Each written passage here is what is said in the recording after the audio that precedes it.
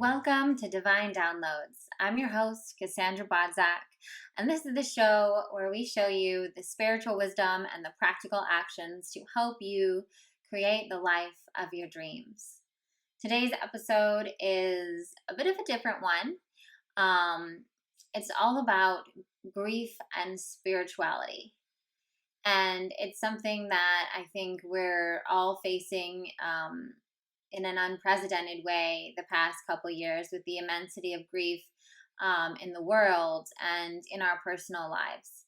And so I have gotten a lot of questions, DMs, different sessions and whatnot booked, asking about communicating with loved ones, asking about, where spiritual concepts meet grief.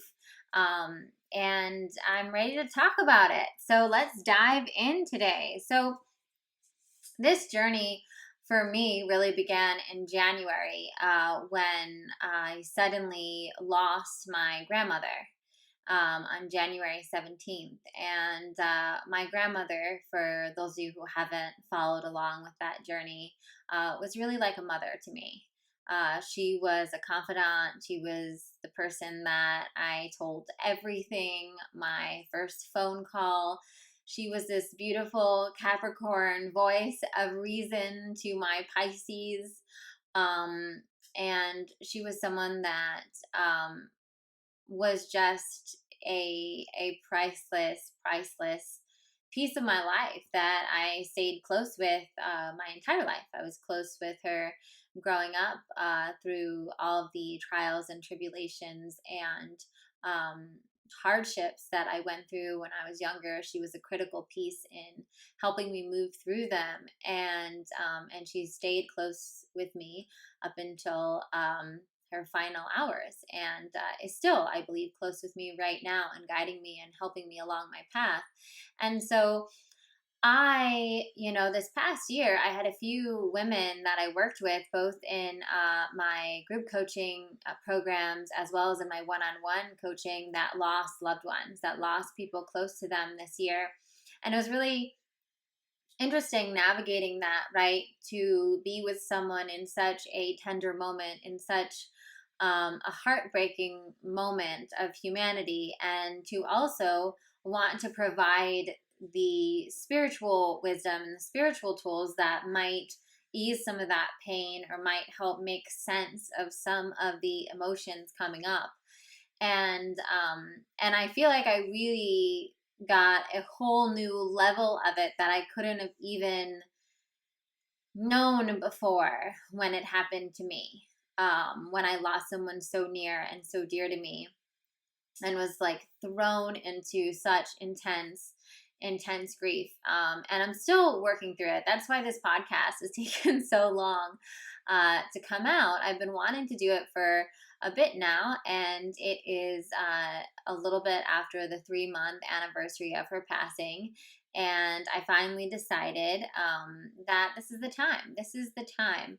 And so on this podcast, what I'm going to talk a little bit about is I'm going to share with you how our spiritual concepts connect to grief, right? And how it can help us or comfort us or help us move through the feelings of grief and the heaviness of grief.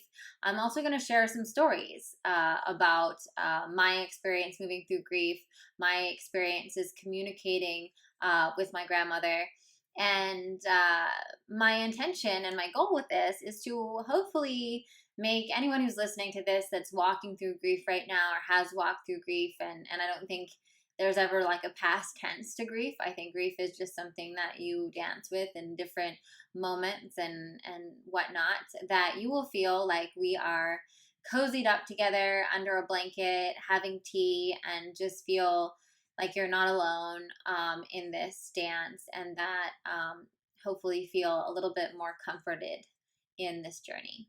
So let's go. What should I start with? Well, I think one of the most important things about grief is that nothing prepares you for grief, and you cannot understand, and it's so unique for every person, right? So it's every person is going to handle grief differently, and it's so important to not judge how another person is handling it or judge yourself, right? I'm assuming that most of you guys listening are actually grieving, and so I think it's also important to not judge how someone else would act, right? Grief is its own spiritual initiation, right? And so in that moment, we're on our own journey, right? And even other people in our lives who are similarly affected by that loved one's passing are going to have different experiences. And of course, you might have different experiences of grief, of course, based on who is passing.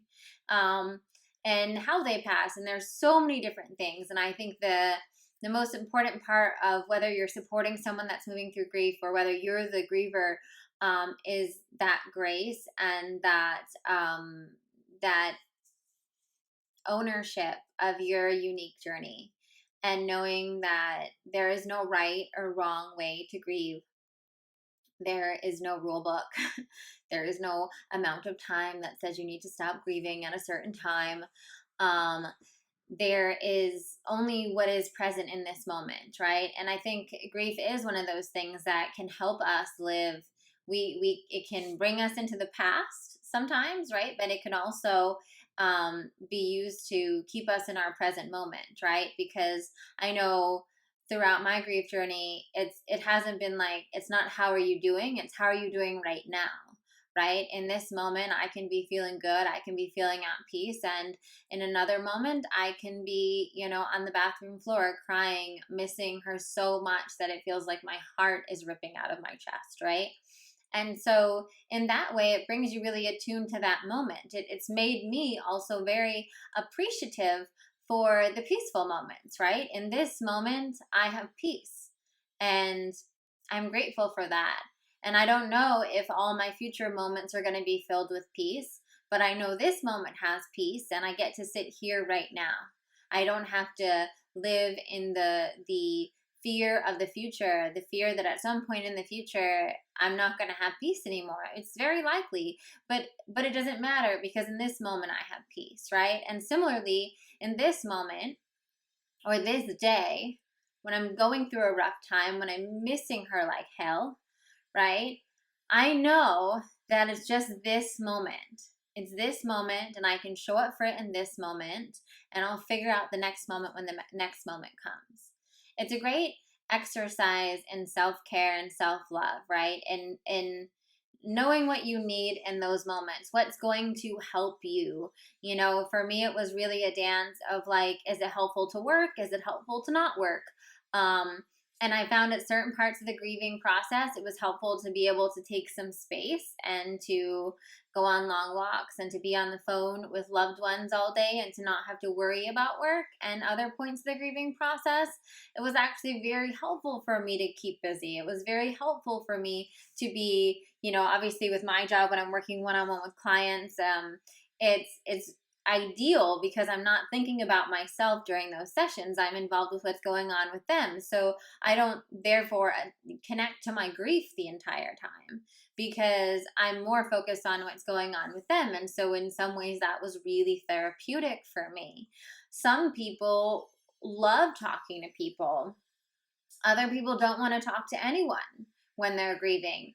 And so so much of what we talk about just in general in the spiritual community and manifesting and creating your dream life is all about honoring, your unique desires and needs, like marching to the beat of your own drum, right? And these are all concepts that also are really important with grief, right? To be able to have that intuition and that confidence, to be able to listen to your voice of your soul.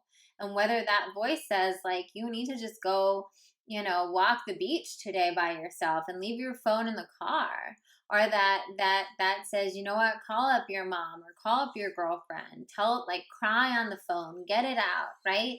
You once again need to become the master of your own intuitive urges and not be ashamed to do or ask for whatever it is that you need, right? And And so in that way, grief is that a deeper initiation into that taking care of yourself and nurturing yourself, because you're in this moment of pain and loss, and there's nothing you can do that's going to change the circumstance. And that's the wildly powerful thing about grief, right? Is that, when we think about manifesting, when we think about, some of the reasons why we do some of the spiritual self-help stuff we do, at the end of the day, even if you're feeling so intensely like it's not happening, you can always try to find some actions, even if they're coming from a place of fear or whatever, even if they're not the most ideal things. You can often say, well,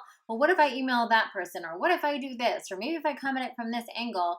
With grief, we're just in the deepest amount of surrender, because it is what it is, and there's nothing you can do to bring that person back.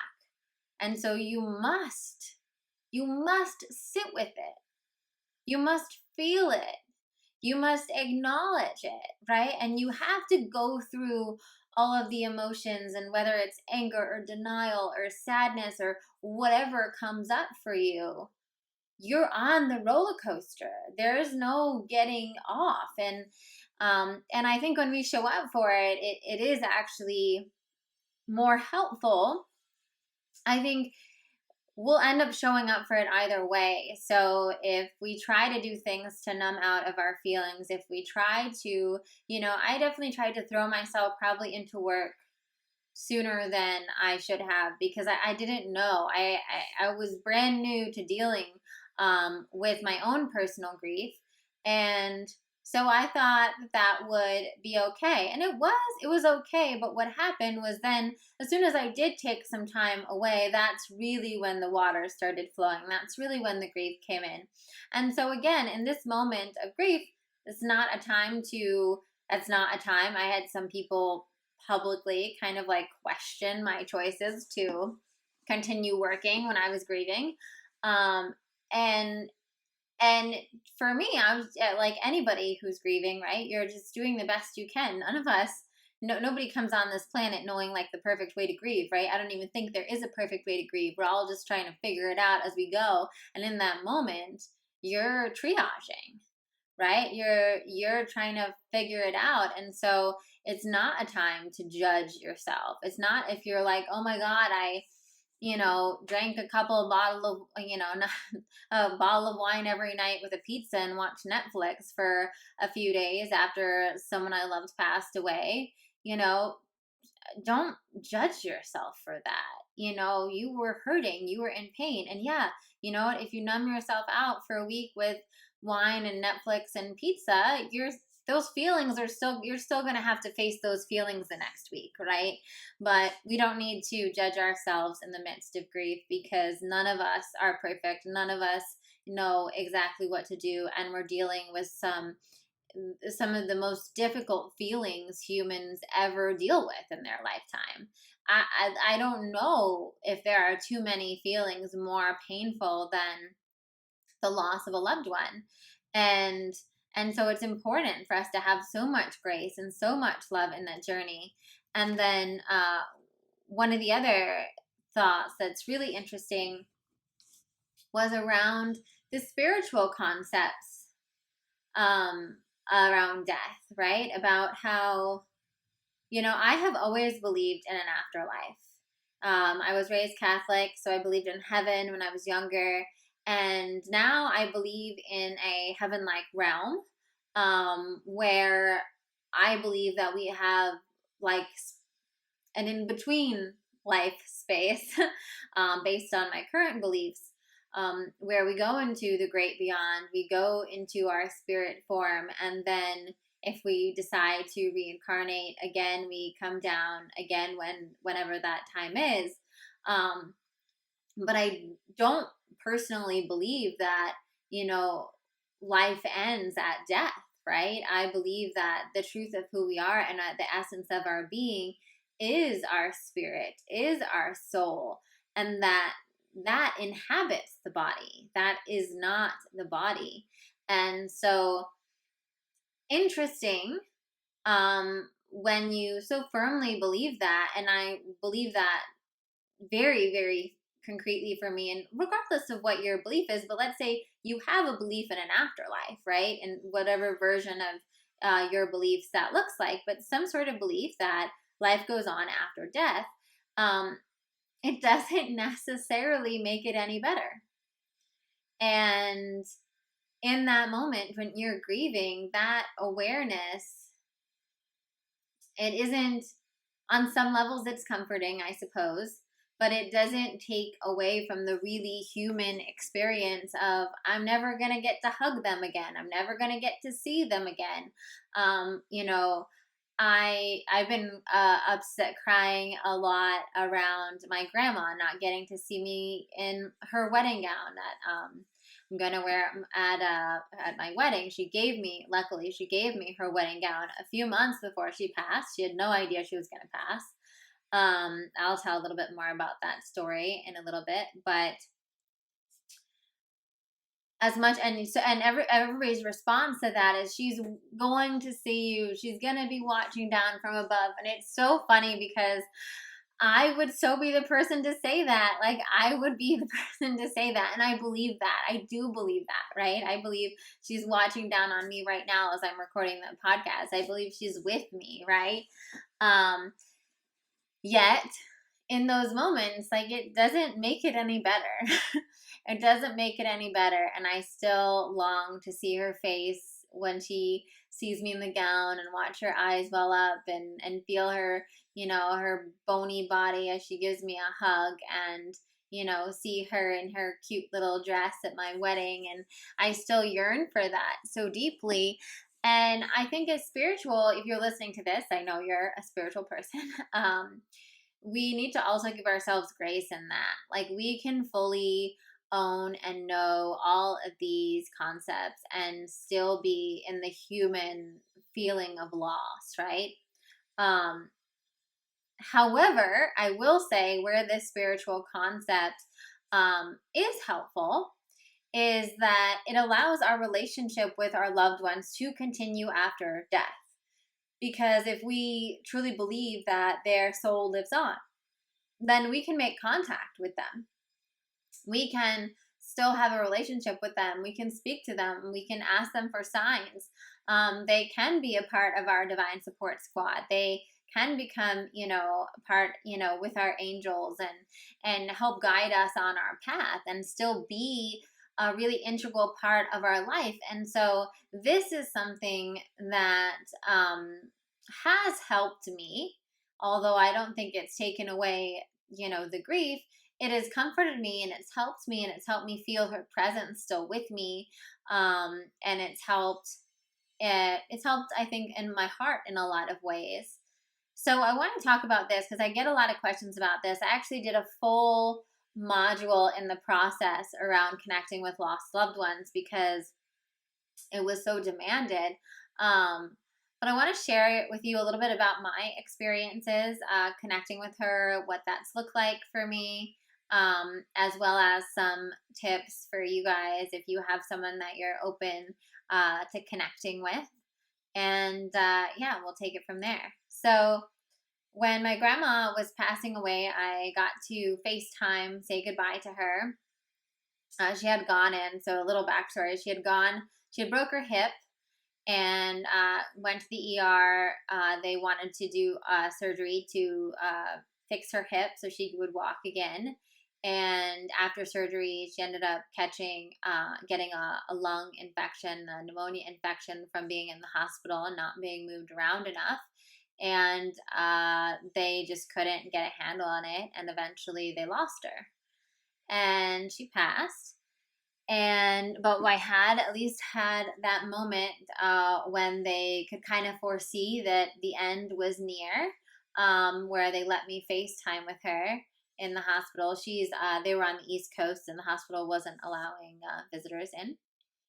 So anyway, I got to FaceTime with her. That was, really beautiful. She wasn't really she had an oxygen mask on at the time and couldn't really speak, but she mouthed, "I love you," which I could very clearly read her lips from. And then I asked her, I was like, Grandma, because me and my grandma, she's the OG one that got me into guardian angels and calling on my angels and all of that. She was so into that and sent me all these beautiful angel things all the time. And I said, Grandma, do you see the angels? I know, like me and you, like we believe in these angels. Like, do you see them all around you? And she started shaking her head and yes, nodding yes. And I know that she was guided home with angels, because of her beliefs. And so after I said goodbye, I went into my meditation pillow, and I started chanting a chant, a call for the soul's journey, the soul's um, ascension. And I felt myself, my hands holding her spirit, and allow and holding it as it rose out of her body, and handing her off to these angels. And while I was there, I'm like here in my room, and my arms are all the way up, and they're like shaking. There's so much energy moving. And then eventually they were like, stick straight up, and they just fell down. And I heard her voice in my mind say, "Oh, Cass, it's so lovely. It's exactly what we imagined it would be." And it was just this profound moment. It's hard to even talk about it right now. It was such a profound moment, and I was like, Grandma, is this real? Like, is this real? Do we just do this? And she was like, "Oh, Cass, of course it's real. If there's anyone that would know, you should know this is real." And I was like, but I don't even, I was like, "Listen, if it's real, can you please like give me a sign, like give me a sign that this is real." And of course, moments later, my parents call from the hospital saying that she had just passed, and I got shivers all over my body. And as beautiful as that moment was, right? As like what a gift that moment is to even have that kind of experience, right? Um, I still was just devastated. I couldn't eat. Thank goodness Patrick literally held me as I hysterically cried, and I played all of these songs from the 50s, and he just slow danced with me, all of these songs that my grandma used to love, and I just cried. But I kept on asking her for more signs. I was like, "Okay, Grandma, so if you're on the other side and what we experienced in the meditation was real and you can communicate with me and this is working, I need a sign." And so the next day I was walking, and I really demanded it. And this is something I encourage my clients to do. Demand it, speak it out loud, say, "Hey, whatever, whoever your loved one is, like, I need a sign. I want to know you're here. I want to know without a doubt that it's you," right? Sometimes we have to be a little firm with them, right? Because we want, they are sending us signs, right? And we just need, sometimes to help them make it obvious for us, right? So we can fully receive that. They want us to be able to receive the sign. So I'm walking, and I'm on a walk the following day, and I'm talking to my little brother about her and about the whole situation, and just, we're kind of, supporting each other, and both of us are sharing, the things that we're heartbroken about and the things that we're trying to find some peace in, and all of that. And I'm walking on the side of a busy road at this point, just kind of walking for the sake of walking because I didn't want to sit still. And I see a little butterfly sitting, just sitting on a leaf, like on one of these like kind of like planter dividers, right by the sidewalk I'm walking on, and it's just sitting there. And I just feel like called to it randomly. I'm not really a butterfly person. Um, And it was interesting because earlier that day, I was trying to find like a gift to, not a gift, but like a sympathy gift to send to my mom. So I was looking at all these flowers, and I wanted to get a planter because I didn't want to get flowers that die, right? That's not what, it's really hard when you're already experiencing death. So I wanted to get like a planter, something she could keep, something that would stay alive. And there was this planter that had this like big orange butterfly on it, kind of cheesy. It was like a fake orange butterfly on the planter. And I was looking at all these planters, and it was so funny because I kept on being drawn to this like orange butterfly one, even though that's like so not my vibe. I was like, no, it's like kind of cliche. Like, I don't know, like, she doesn't need like a big butterfly in her house or whatever.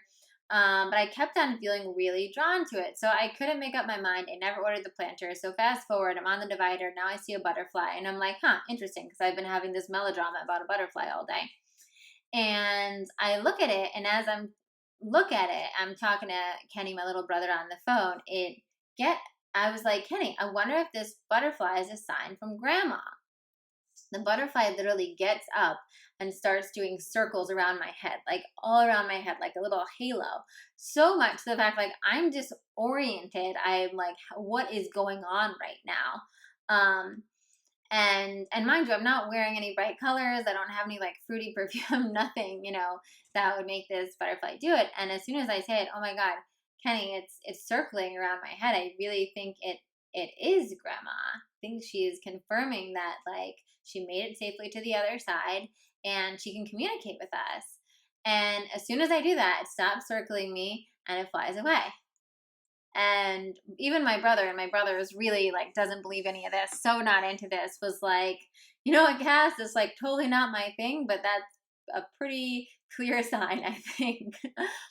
And so, I have this thing now. I'll put a link to it below. It's called Hey Hero. So it's like this really cool service where you can you pay, it's like $35 or whatever, and you can kind of get a mini session with me. So you ask me a question about something, and then I send a video, like 10 to 15 minute little video off for you explaining whatever the thing is.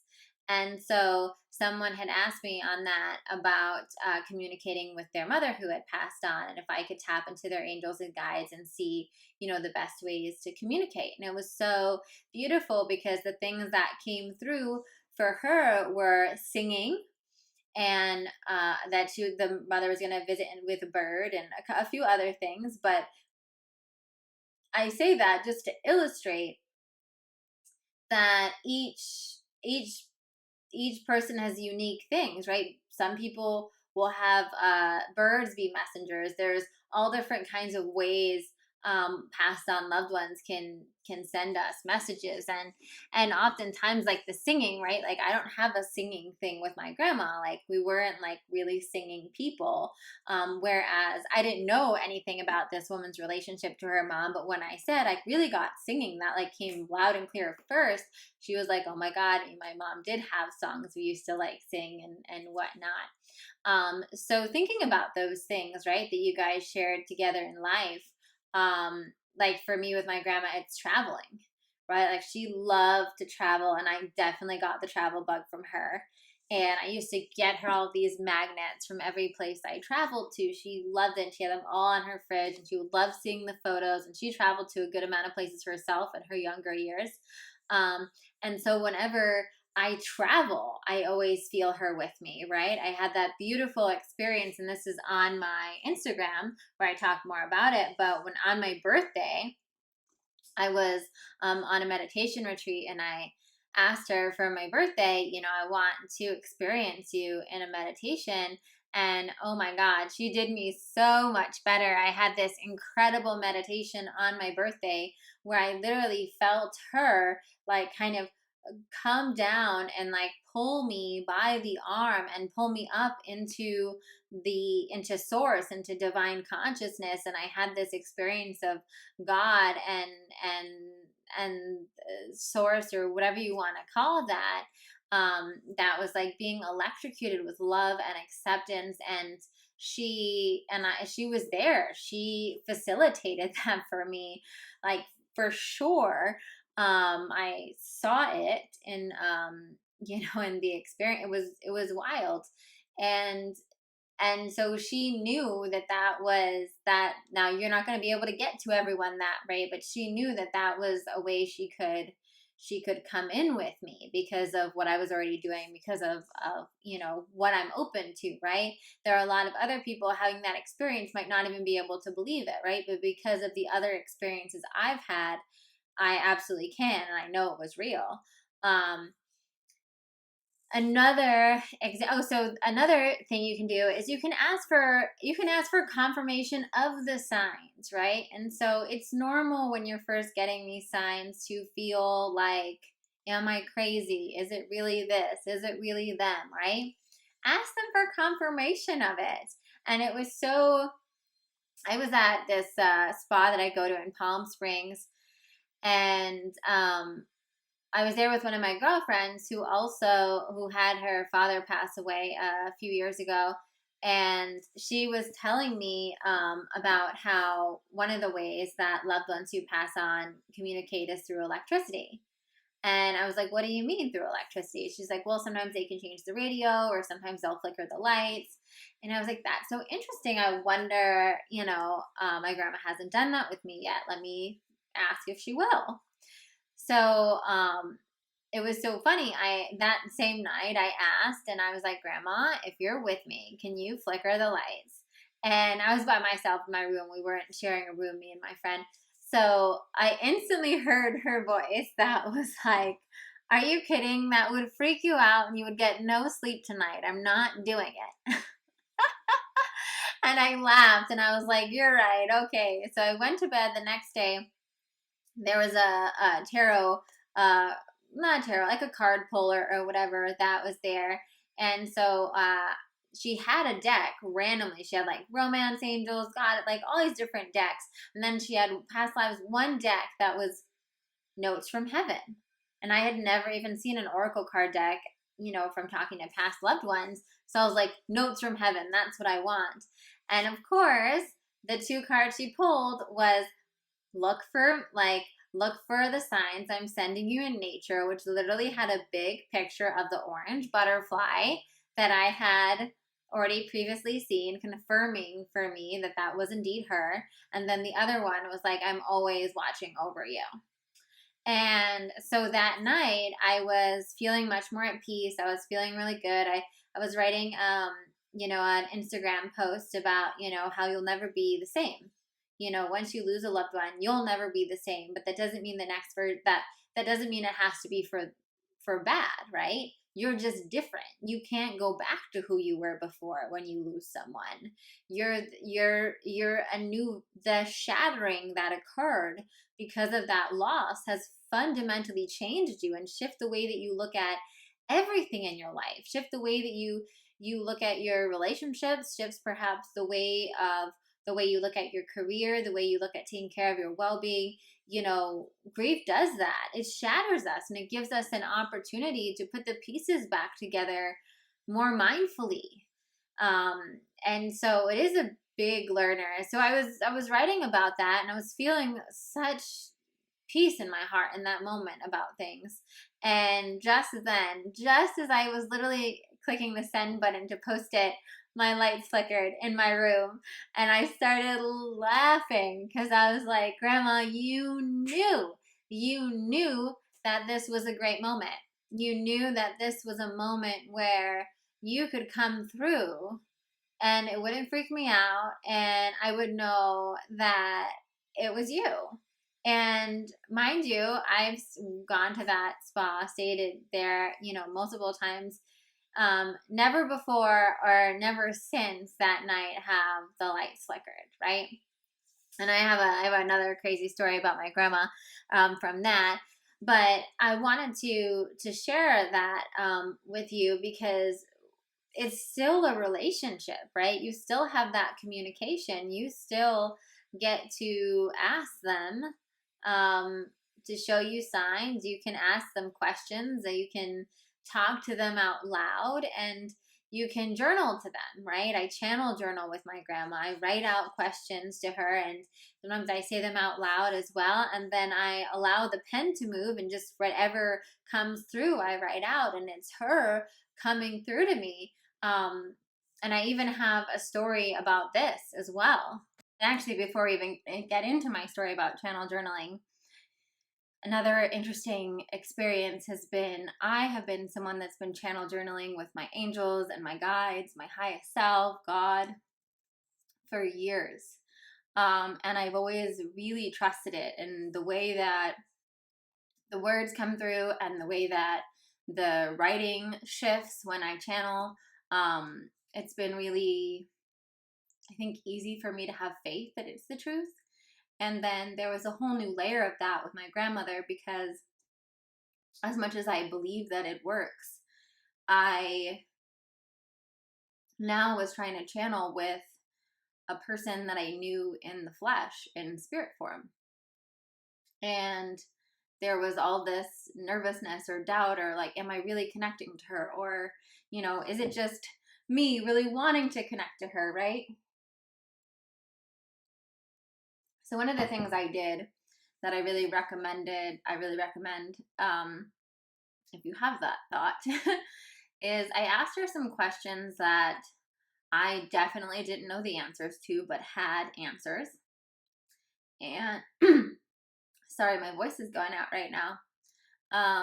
And they were also questions that I had a feeling my mom would know the answer to, but I just had never come up before. So a couple things about things that happened, right before she passed, and then a couple things that, happened before I was even born. But things that we had never discussed, and that I had no knowledge of, so that whatever answer was coming through was just whatever answer I had. And then I cross-reference checked them with my mother, simply by asking her the same questions and being like, oh, by the way, do you know X, Y, and Z? And they were spot on. So that was, a really beautiful moment for me of confirmation, of knowing that I am connecting. And I think, for those of you out there that are listening to this, because you're also in grief and you want to connect, it's okay to do the things you need to do to get the confirmation. I really believe that, when they're on the other side, they want us to have the confirmation. They want us to know. I mean, I think about if the roles were reversed, right? Imagine you're in spirit form and you want to communicate to your loved ones and just give them peace and comfort. The thing is, I don't believe that when they're in spirit form that they're necessarily missing us the way we miss them, right? They're on their next evolution of their journey. They're in like the most ecstatic form of love, right? They're in the highest vibratory energy. They're not the human that associates with loss, right? They still feel that we're still connected. So they're not, but I can imagine, or at least this is just my thoughts, right? That if, I was in spirit form and I was trying to communicate, I would want to make sure my communications got through. And so don't be afraid to ask about that.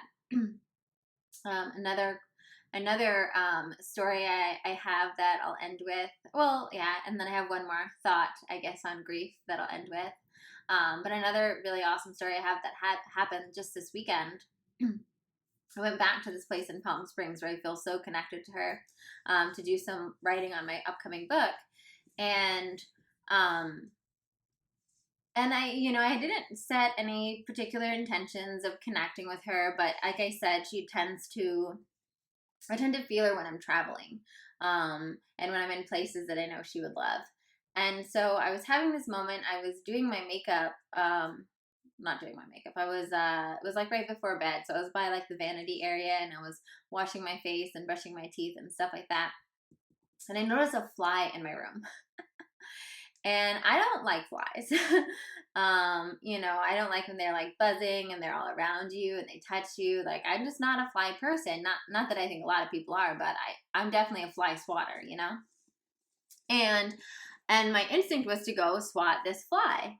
But then I was stopped because one, I felt this like rush of love for this fly, which was very uncharacteristic of me. And then two, this fly was just hanging out. Like it was just hanging out on the little like tissue box thing, almost as if it was just watching me wash my face and stuff. Like it wasn't trying to, it wasn't like buzzing around, it wasn't trying to do anything.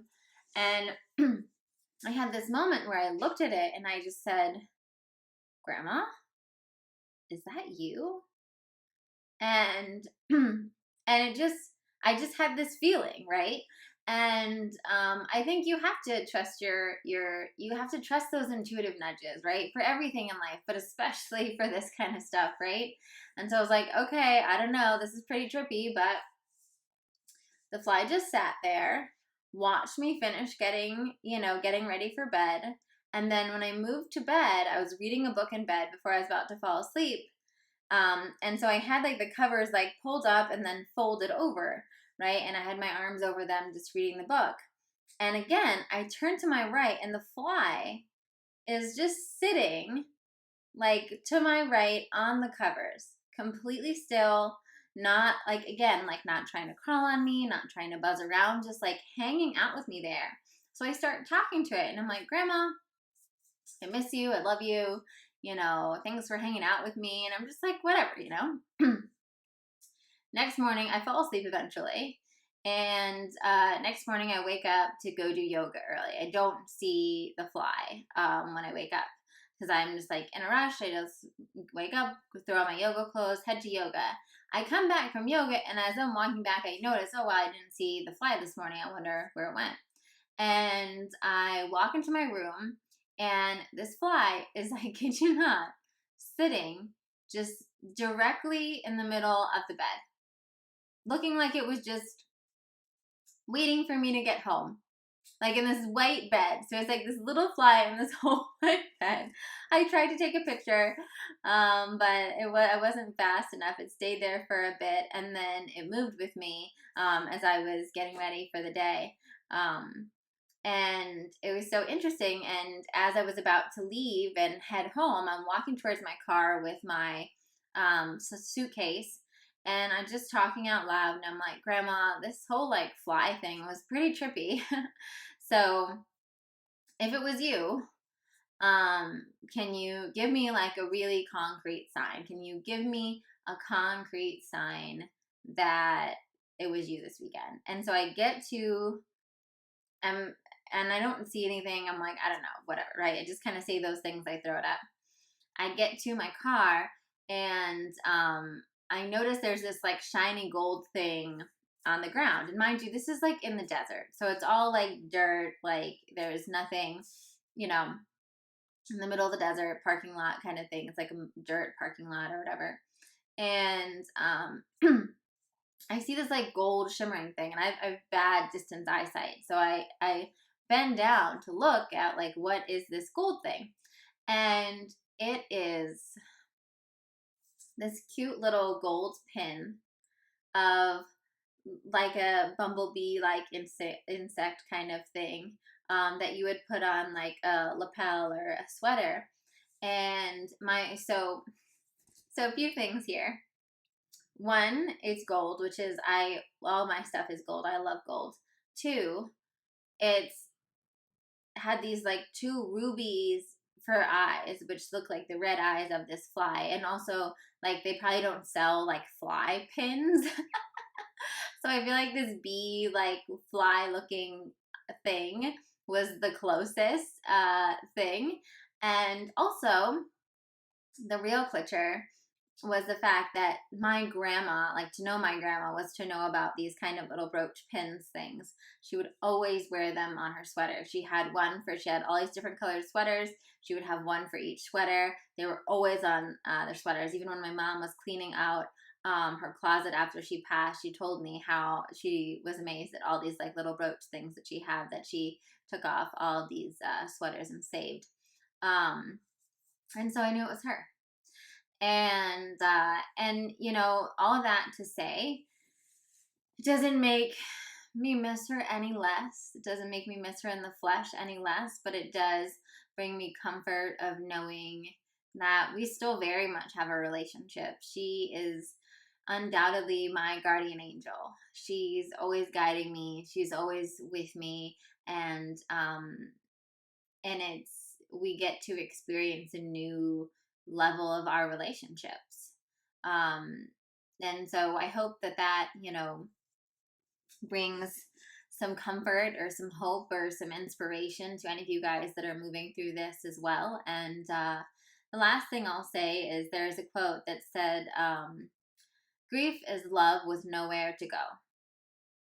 And when I read that, one of my hobbies while I was not sleeping after her passing was I would go to Pinterest and I would look up grief quotes, and I would just look at grief quotes all night and feel some sort of comfort in knowing that there were all these people out in the world that must have experienced what I'm experiencing right now. And I also just I love quotes and poetry and all of that. And so that's how I found this quote on grief. But it resonated so much with me, and it unlocked so much within me, because I realized that in those moments when I was feeling that pain of grief, that instead I could pull it back and find the love underneath it. And so a practice that I've been doing for myself is in those moments where it kind of sneaks up on you. And for me, it, who knows, but it can sneak up on you at all different times, whether it's a song, whether it's a thought, whether it's a moment, whether it's whatever it is. Something comes up, the throat gets all scratchy, gets like a ball of hair in it.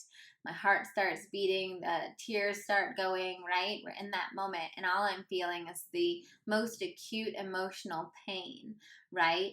Of missing and of longing, right? I think about the love. I think about how what this really is love that I can no longer give to her. And me and my, one of the things that I do have some peace around is that I told my grandma, me and my grandma used to say, I love you madly. And I felt like I was always, throughout our relationship and our life together, explicit about how much I cared about her and how much I loved her and how much she meant to me. And now it's like I have nowhere to go with that love, right? I have nowhere to go with that love. I can't give this person I want to give that love, right? But it has, like, having that perspective on it of knowing, why is this so painful? This is so painful because I can't give this love, because this love now I feel like it doesn't have a human counterpart to go into. And so in those moments, what I try to do is I try to send that love up to her, right? And I see that love flowing through, and I try to imagine it just going up to her, right? And sometimes I'll even speak out loud and just say, Grandma, I love you. I love you so much. I'm so grateful for you. I'm so grateful for everything you taught me. I'm so grateful that you're still guiding me. I'm so grateful that I got to experience a relationship like ours in my lifetime. I'm so grateful that I got you for all the years I did, right? And I just speak it out loud. I speak all that love out loud, and it's been really healing and helpful to me. So I just wanted to share that. But this is getting long, so I'm going to wrap this up, and I hope that this was helpful. I hope that these stories brought you comfort or inspiration, or just made you feel less alone in whatever you're going through. And like I said, I'll put some links below if you'd like to, ask me a specific question around your situation. You can click that link below, or if you'd like to join us in the process, part of that spiritual journey that course is also about connecting to the spirit realm and to your lost loved ones, as well as your guides and angels and all of that, of course. But grief is a spiritual initiation.